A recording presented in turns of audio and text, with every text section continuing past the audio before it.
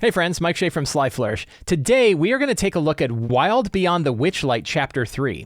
I have done a series of videos looking at the Wizards of the Coast published hardcover adventure Wild Beyond the Witchlight. You can find it all in a playlist here on YouTube. You can see all of the videos, and each of my videos covers one chapter of the book. So today we're going to look at specifically Wild Beyond the Witchlight Chapter 3, which is Thither.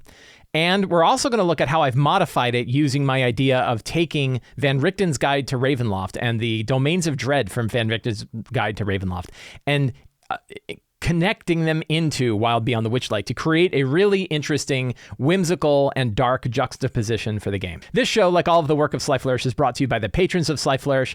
If you want to get access to exclusive video previews, exclusive material, source books like The City of Arches, a city source book, all kinds of exclusive stuff, and you want to help support shows like this, you can do so by becoming a patron of Sly Flourish. You can find a link to become a patron of Sly Flourish in the show notes below. To the patrons of Sly Flourish, thank you so much for helping me put on all of this kind of stuff. What I have found running Wild Beyond the Witchlight, and it has remained true so far, I don't know, and I don't think it's going to remain true for the entire book. I have heard rumors, and I've read a lot about Chapter 5, which is the Palace of Heart's Desire, that chapter needs a little bit of work. But so far, every chapter that I've run in Wild Beyond the Witchlight has not required me to do any major structural work to get it to run really well. When I read it, it's very enjoyable. It makes sense. The pacing and the flow of it makes sense. It's very solid. There are things I've definitely changed. I change every adventure. And as DMs, I'm sure most DMs, if not all DMs, change adventures to modify to suit themselves, what they're interested in, to suit their group, to suit what has gone on in the story. I highly recommend you do that. If you buy a published adventure, use it and enjoy it, but customize it for what you dig and customize it for what your players are going to enjoy. So, but what I find from a good adventure is I don't have to do that. There aren't things where I look at it and say, wow, I really have to change that. That's not going to work as intended, right? That matters a lot. And I'll give an example. This is the first Wizards of the Coast adventure I can recall where it does not wipe out first level characters. That's not true. There's a few others. Like Princes of the Apocalypse, I don't think wipes out characters. Out of the Abyss doesn't necessarily, but many Wizards of the Coast adventures are very hard on first level characters. This one is not. So it's been very enjoyable not to have to modify it, but having the ability to modify it, right? And that is really what makes a powerful adventure. So the first thing I could say about Chapter 3, which I've said about Chapter 1 and 2 as well, is they don't require you to modify things, which gives you a lot of freedom about deciding what you do want to modify because it runs pretty well as is. So that said, the first recommendation, so I have a list of different recommendations. These are things that I have done, things that I did when I ran it. I have actually run Chapter 3. One of the reasons why these videos come out and take a long time to come out is because I want to actually run the full chapter before I talk about it. So I didn't just read it and coming up with that ideas. This is actually experience from having run the chapter for my group myself. One of the things that I did, which worked really well in Chapter 1 and has paid significant dividends in Chapter 3, is having some children that the characters met in the carnival who have now moved into Prismeer and have become this sort of Peter Pan-like group of rogues, right? In my group, they are known as the Faithful Urchins, or the FUs. And they were the children that the characters gave their tickets to. These were children who couldn't make it into the carnival. The characters gave their tickets to the children. The children made their way into the carnival, and then the characters had to make the deal with the goblin ticket master at the carnival to get in. And I thought that was a really good change to Chapter 1. I really enjoyed that. But now it's really paid off because they met them again, and they are very much like the Peter Pan crew, right? That they are older. One thing is they're about 3 or 4 years older, even though the characters feel like they've only been in Prismeer for maybe a month or two, right? When they meet the FUs are 3 or 4 years older. And they're like, oh yeah, we were wandering around the carnival and we all lost and we ended up here and we joined together. And they're acting as this sort of rebellion against Scabatha Nightshade, who is the hag of the Hourglass Coven that operates out of Thither, as a resistance to Scabatha Nightshade. And so you can take this idea of Will in the Feywild, which is in the adventure. There is this character named Will in the Feywild, and they are a bunch of sort of, not adolescent children, teens and tweens, right? That are operating against Scabatha, and Scabatha is trying to hunt them down, and specifically trying to hunt down Will. Well, instead, you can just sort of pull out Will, and add in these children. And if you've customized those children to suit the characters and to kind of fit and have different adventures that they've gone on, that can work really well in chapter 1. You can then bring that back up in chapter 3. And it has paid tremendous dividends in my own campaign. And it's something that's lasting. And I'll get into exactly how I've managed to have those children move with the characters. They've actually now split into 2 different groups. They have an auxiliary group that is staying in Thither and another one that went on to Jan. And we'll talk about that. So that works really well. In the beginning of the adventure, you run into this fellow named Nib. And Nib is a cursed individual who spins gold into magic items and stuff like that. And he's kind of cursed because he had put people out on the street and some of them had died and the ghosts of the people who died are all there. It's kind of a pretty haunting situation. It's grim. And what's very interesting is that the characters did not trust him at all. And he's offering magic items and they really didn't want to take them. I had to really push magic items. But one of the things that you can do with Nib is there's not a lot of opportunities to have vendors in this adventure. It's hard to buy healing potions. It's hard to buy new gear. It's stuff like that.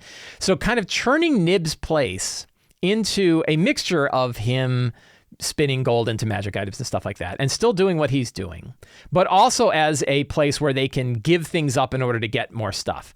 And the things that they give up could be a story or a song or a memory. It could be, the things that they have, because you still have the law of reciprocity. You still have to give something to get something, but you could still make it like a general store. And the idea that he sort of has all of the equipment that you'd have in a general store gives the characters an opportunity to bring new items back into their characters, right? If they I ran out of my explorer's kit, or I really wish I'd brought more pythons, right? Well, maybe he has them there. The idea that you could buy pythons, but they're spun from gold is really kind of fun. So that really works to have Nib act as sort of a general store, right? You can use Nib as a general store. You can do this in other ways too. You can have wandering merchants that kind of come through the area and they run in and they kind of have big backpacks with an entire store on their back. You can still have other ways to do it, but Nib is an opportunity for that. Something else that I recommend doing is one of the major sort of arcs of this is the coming of the Jabberwock. The Jabberwock is this huge, powerful winged dragon, crazy dragon thing. And I definitely want to have that be sort of a climactic, and I think it's intended to sort of be a climactic encounter towards the end of the adventure. But this is our opportunity to foreshadow it. And the way I foreshadowed it is that one of the kids of the FUs came back and he's like freaking out and he's covered in blood. I actually did in 2 ways. I had a couple of manticores attack the characters when they were outside of Nibs, right? A couple of real jerk manticores attacked them and they would fake negotiate in an attack. And then when the characters knocked them down to roughly half, they flew away, right? And I think one of them died and the other one flew away and said I'll get you my pretties, and flew away. And then later I had one of the kids come running in and he said, it's out. I saw that, right? And he can't even describe what it is. And they're like, what did you see? And he goes, I saw it. And they're like, what did it sound like? And he started to make the warble sound and they all had to make the saving throw against the Jabberwock's warble because of the imitation the kid was making. And they're like, what was that, right? What did you do? You stunned us with your crazy warble, right? And then they went out there and they're wandering around and they see these huge claw marks in the ground, these giant 4 foot long, 16-inch deep claw marks where something had ripped through. And then all of a sudden something comes soaring through the air and it's like the upper torso of a manticore. It's the manticore that got away, landed on the ground. They're like, oh my God, what is that? Well, the Jabberwock's already gone, but they've now seen the claws. They've heard the warble. They've seen that it could rip a manticore in half. And they're like, there's something out there. And they started to ask, and certain creatures in the forest know about the Jabberwock and start to tell them, but the FUs didn't know about it. And other people, and the characters didn't know about it at the time. Like, what is that? But it's a good opportunity to kind of foreshadow this beast. You can do it elsewhere. You could have them see it over the mountains in Jan, but you want to, make this villain, if you think of the Jabberwock as sort of a big villain that you're going to use in your campaign, foreshadow it, show it hunting, show it out there so that when they get to face it, they go, oh my God, this is that thing we heard about. So I think that in Thither in particular is a good point to start to foreshadow the Jabberwock. So one of the big arcs in this entire campaign is the idea of the unicorn horn, right? And the unicorn horn, you can roll randomly to determine where it is, but you can also just pick where it is. And I enjoyed dropping it into chapter 2. I had it at Bavlorna's cottage. It was actually inside of a pot. I used it as part of my Dreadful Incursions thing, which I'm going to talk about a little bit more. About half of this video we're going to spend talking about Van Richten's guide and how to take the domains of dread and incorporate it into Witchlight, because there's not really a whole lot to say about Witchlight because it runs so well, right? So we're going to talk about other things. You get to decide where you want to put the unicorn horn. You can roll for it, and that can work. But if it doesn't show up till later, is that really the right spot? You want to kind of determine where they're going to find it. And I think it's something you can keep in your back pocket as long as you know you're going to have to drop it out there. You get to decide where you're going to put it out. You don't have to roll.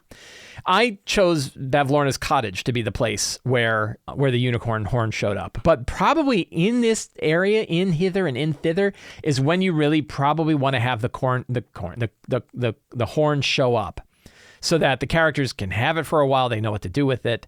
And because it has a specific part of the arc for Scabatha, which is the recovery of Eladon in Scabatha Nightshade's place. If you don't have the unicorn until later, you would have to come back to save. So it really works, I think, well if you have the characters get the unicorn horn before they go to Scabatha so that they have the opportunity to use it and rescue Eladon. The area of the Wayward Pool is a great scene. It's a really important one. It's one where the characters can learn a whole lot about what's going on in the adventure. And if you don't have the horn by around this point, it's going to happen really fast, and you don't want to have that. And you may miss the attribute. You may have to have the characters backtrack to save Eladon. So I think it works better if they've had the horn. I think it works really well if you put it in chapter 2. And that way they've got it. They know what they're talking about. It means that it's much easier for them to talk to Lamorna. Lamorna is going to be a lot more trusting of them if they have the horn and they explain how they got it and they explain that they will use it to save Eladon. I think that helps considerably. So I would definitely try to have the horn in their possession before they go out. So Lamorna knows a whole lot about what's going on in Prismeer, what Prismeer used to be like, what it was like when Zybilna ruled over it, and what's become of it now that Zybilna has been captured and trapped, right, frozen. So Lamorna is a fantastic place to reveal lots of secrets and clues, to reveal lots of things that are going on. Now, I think one of the interesting things is that Lamorna doesn't know who Zybilna really is. And this is another thing that we can do, which is foreshadowing Zybilna's origin. I don't even want to say it in this video because I don't want to spoil it. But if you've read the adventure, you know the secret of Zybilna's origin. And I think now is the time to start planting those seeds. And we have to be really careful about the seeds we plant, because knowing a secret like this makes it very easy for the players to figure things out. I always worry about them just jumping ahead of the game. And maybe they do. And if they do, that's okay. But just foreshadowing little bits, the idea that Zybilna hasn't always been here, the idea that Zybilna isn't necessarily a true Fey Lord, that she hasn't been a Fey Lord forever. She's only become one. The idea that she's sort of new money, right? The other Fey Lords. You might have one of the other Fey Lords from somewhere else. Maybe the characters meet with one of the true Summer Lords who's like, we never really liked Zybilna. She's not a true Fey Lord like the rest of us. She's only just come into it. But you don't want them to reveal well, who is she? Where was she before that? But you can give the idea that she has a past. She hasn't always been doing this. She's been doing other things. What has she been doing? And you can start to hint at these other things in this chapter in particular, but you want to be really careful not to blow the punchline too much. So don't give too many hints, tiny little hints. So the idea that Lamorna knows all about what happened with Zybilna, knows about the League of Malevolence, knows about them being frozen, knows that the unicorn horn can rescue her, but doesn't necessarily know exactly who she is, right? I think that could be a really powerful thing. So then we come to Loomlurch, and Loomlurch is sort of half the chapter is Loomlurch, which is Scabatha Nightshade's lair. It's a giant log, a big fallen tree that's been carved into her thing.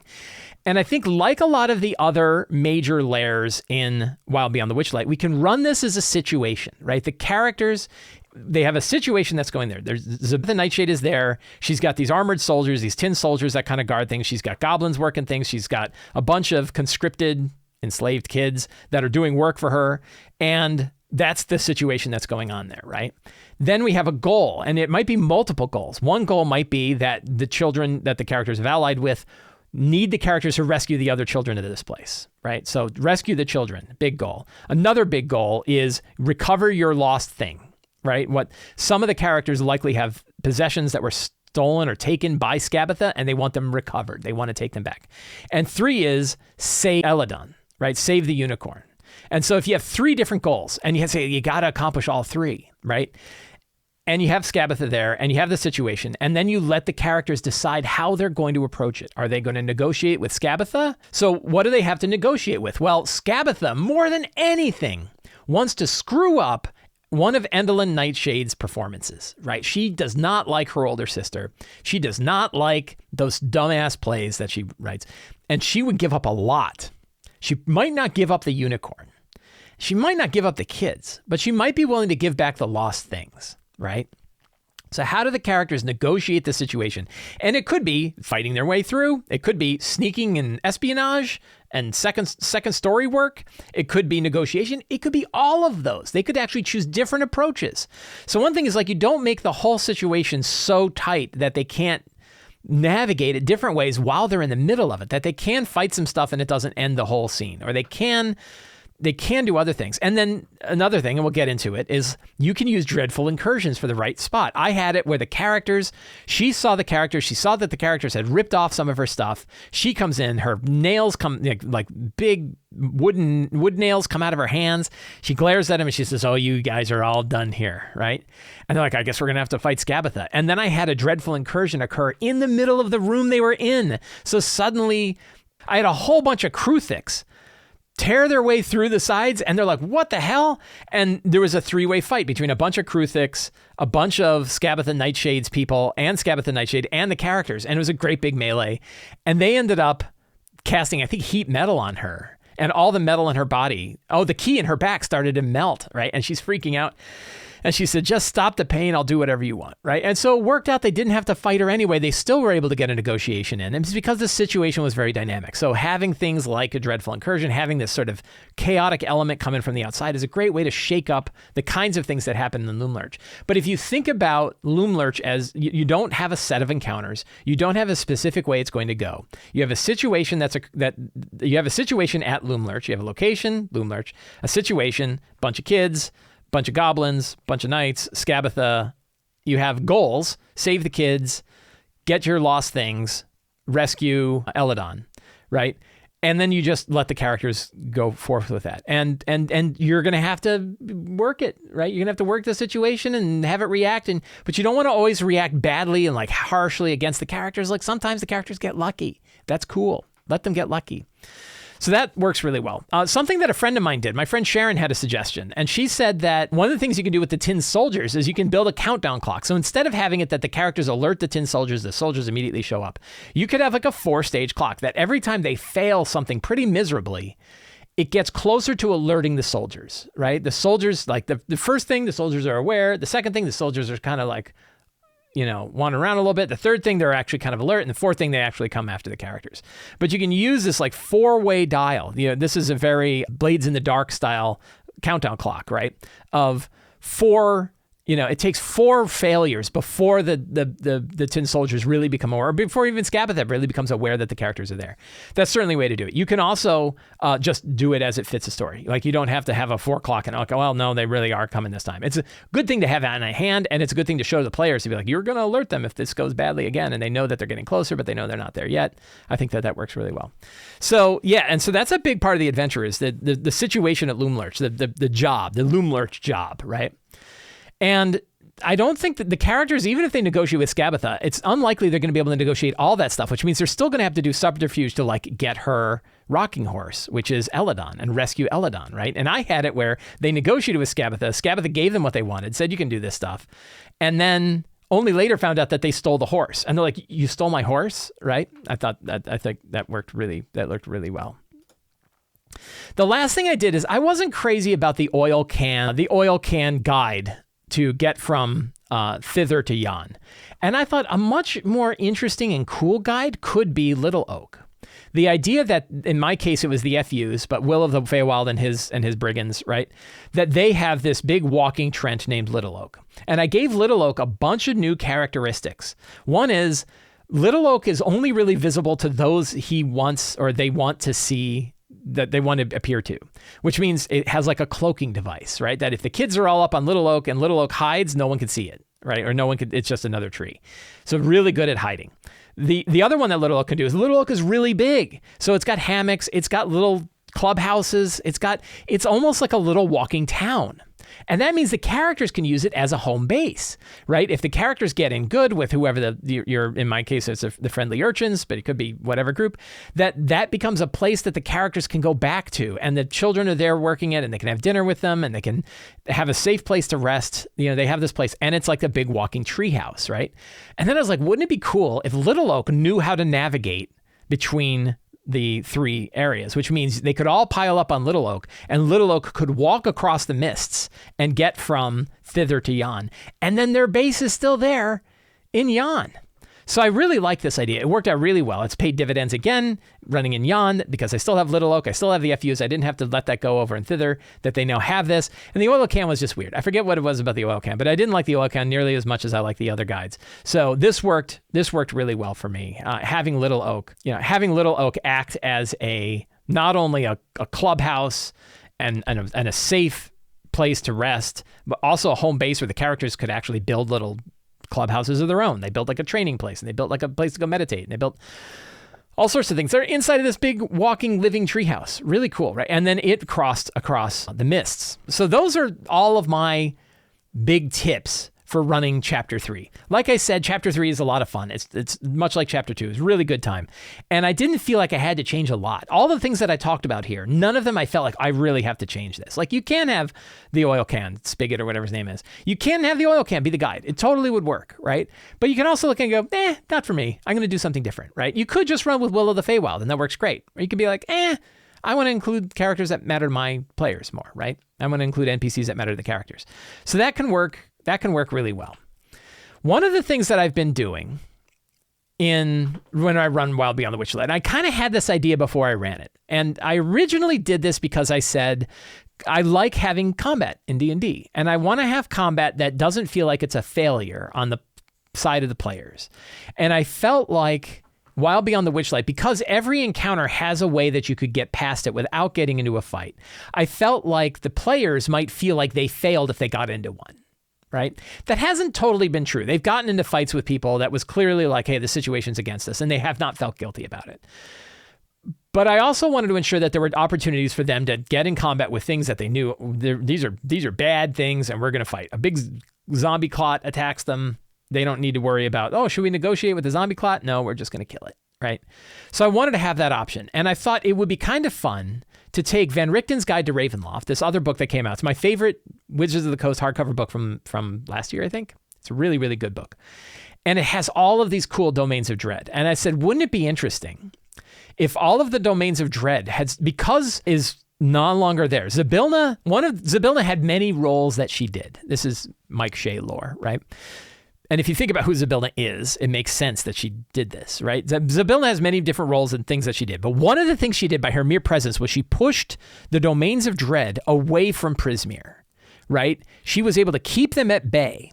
And when she froze, a couple of things happened. One, Prismeer started to break up into multiple pieces, maybe even becoming their own domains of dread. This is a cool secret. What if the 3 layers of Prismeer were becoming domains of dread focused around the hags? There's an idea for you. Also, the domains of dread were beginning to bleed in. And I was referring to these as dreadful incursions. And a dreadful incursion is essentially a time where a domain of dread bleeds into your world, Prismeer, if you're playing Wild Beyond Witchlight. It bleeds in. And it may be something relatively small. It may be that they see a doorway, they see a weird world through the doorway, and some cursed plagued rats come through. I did this in chapter 1, right? A bunch of plagued rats, giant plagued rats from Falkovnia made their way into the world, and they had to fight the plagued rats. So they fought them, they killed them, the gate closed. Really small, you could single encounter, right? You don't have to have a huge encounter. When I ran it in Loomlurch, what world was it? I think it was the world of the hunt, right? I forget the name of the domain, but it was like the world, this land of the hunt. And Kruthiks were breaking into Loomlurch to get away from the huntress, to get away from the Dark Lord who is the huntress, who is out there. She's a were-cat, I think, right? Some kind of werebeast. And she was out there hunting Kruthix, and they were trying to escape her, which is why they burst into Loomlurch. And they saw it through the windows of Loomlurch. But then when they beat the Kruthix, the windows shut and it became the normal world again. So you can have a single encounter that shows sort of off in the side what the domain is like, what the domain of dread is like, but only have like one battle. Or you can extend them. You could make an entire dungeon. So the characters went to Hazlan, and in Hazlan, I actually had them I had a dungeon that was half in and half out of the domain. And they saw these like ruins of Hazlan, and they heard about it. And they saw these things, and they fought creatures that are from Van Richten's Guide that they had never seen before. These weird, like, mutated dogs that reflected spells. It was really cool stuff, right? They actually got to see Hazlick, who was the domain who came there, right? Because they wrecked one of his statues, and he could see through the eyes of his statues. So he came there to be like, who are these people, right?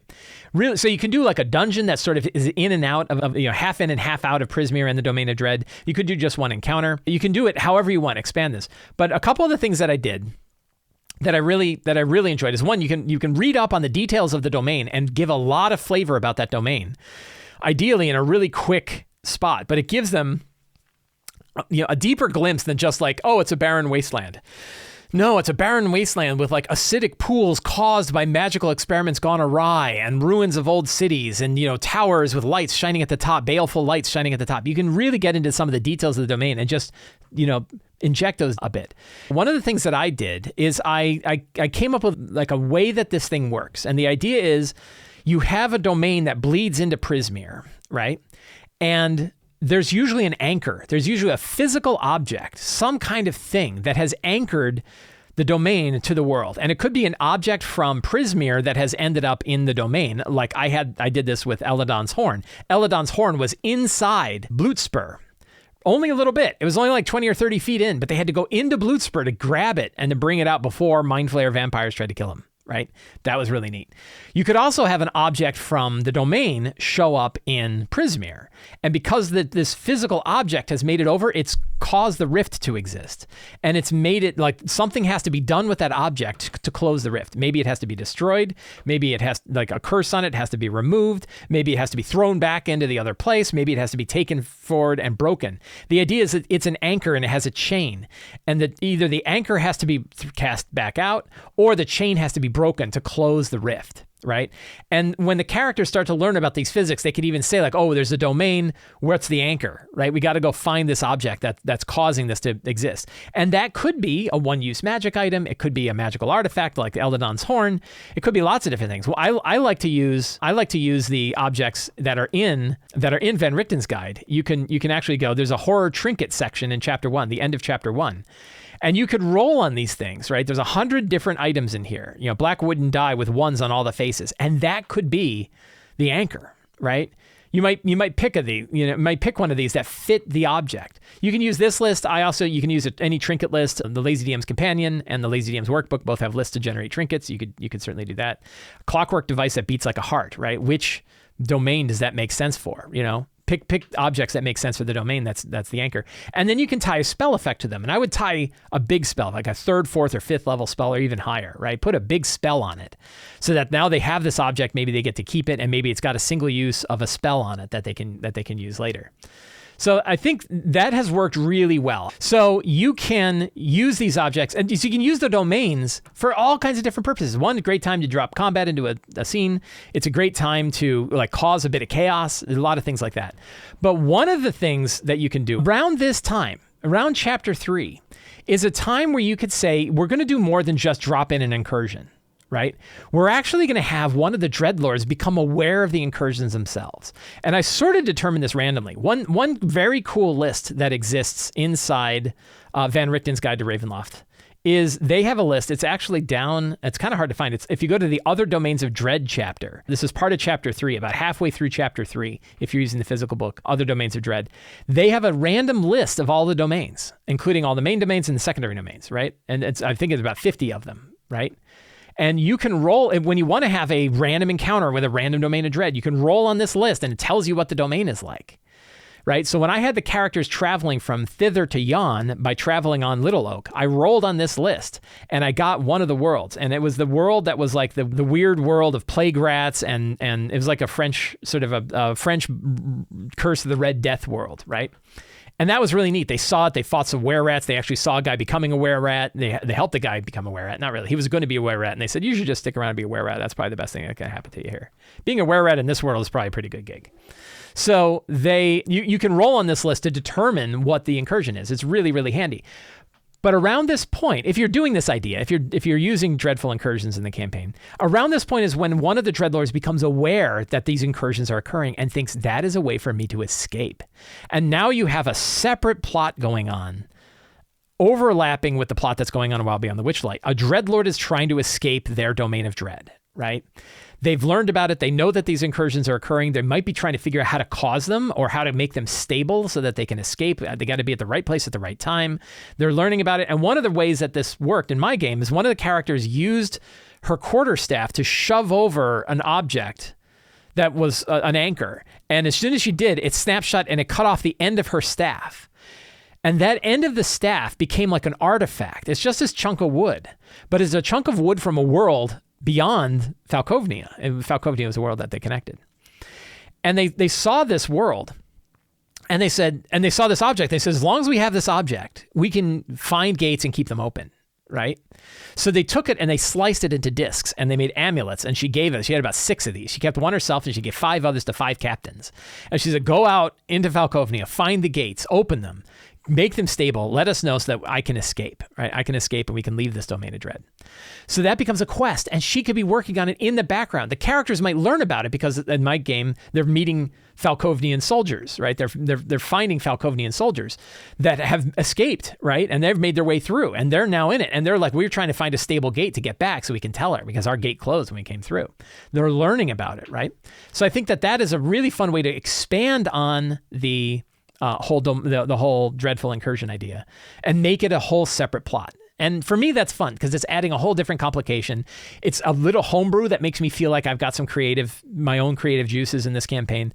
The characters dig it. There's actually in my Wednesday game, one of the players has a father who's a demon, a devil. I think he's a devil, an archdevil who is trapped in a domain of dread, a random one that I created, right? And his bracelet, which is the object that was stolen by Endelyn Moonshade, right? Endelyn Nightshade, Endelyn Moonshade. The bracelet that he has enables him to reach into the domain of dread, take his father's arm, and take his father out of the domain. And we don't know what that will do, right? Because one of the things about it is the Dark Lords that are trapped there by entities known as the Dark Powers.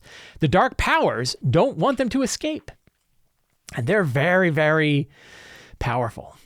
So what does it mean if somebody's trying to escape? What happens if Vladeska Drakov, the Dark Lord of Falkovnia, escapes to Prismir and makes it?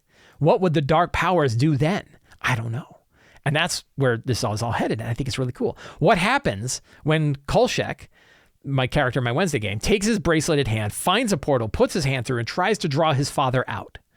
And brings his father out. And first of all, it's like, is bringing an archdevil out? I think I know where this is going, because I think the archdevil, the reason why the archdevil is trapped is because he tried to not be an archdevil anymore. He fell in love with an elf, and he just wanted to be a normal humanoid. And they're like, nope, and you are going to this. He was trapped by his other archdevils. So I think he's still a good guy. And being a good guy is what made him trapped in a domain, right? But still, the dark powers will not be happy if you escape. Around this time, if you're using Domains of Dread, now is a really good time to be able to expand the plots of the dreadful incursions, bring in some recurring dreadful incursions. For me, I like Falkovnia. Falkovnia is really cool. Vladeska Drakov, which is a random roll. I didn't know it was going to be Falkovnia, but Vladeska has turned out to be a really fun villain that the characters haven't ever even met yet, right? They know she's out there. They hear about her. They hear what she's doing, but they haven't met her yet, right? But they know what she's up to. I think that's really cool. So yeah, this whole chapter is a really good point to start escalating some of those bigger events that are occurring, starting to bring things in and start to do a lot with it. So that is it for my overview of Wild Beyond the Witchlight Chapter 3 and my discussion of the expansion of Dreadful Incursions in Wild Beyond the Witchlight. I hope you enjoyed this video. If you did, you can help me out by subscribing to the Sly Flourish newsletter, becoming a patron of Sly Flourish, picking up any of my books, or subscribing to my videos here on YouTube. You can find all of the links to all of those in the show notes below. Thank you very much. Have a great day. Get out there and play some D&D.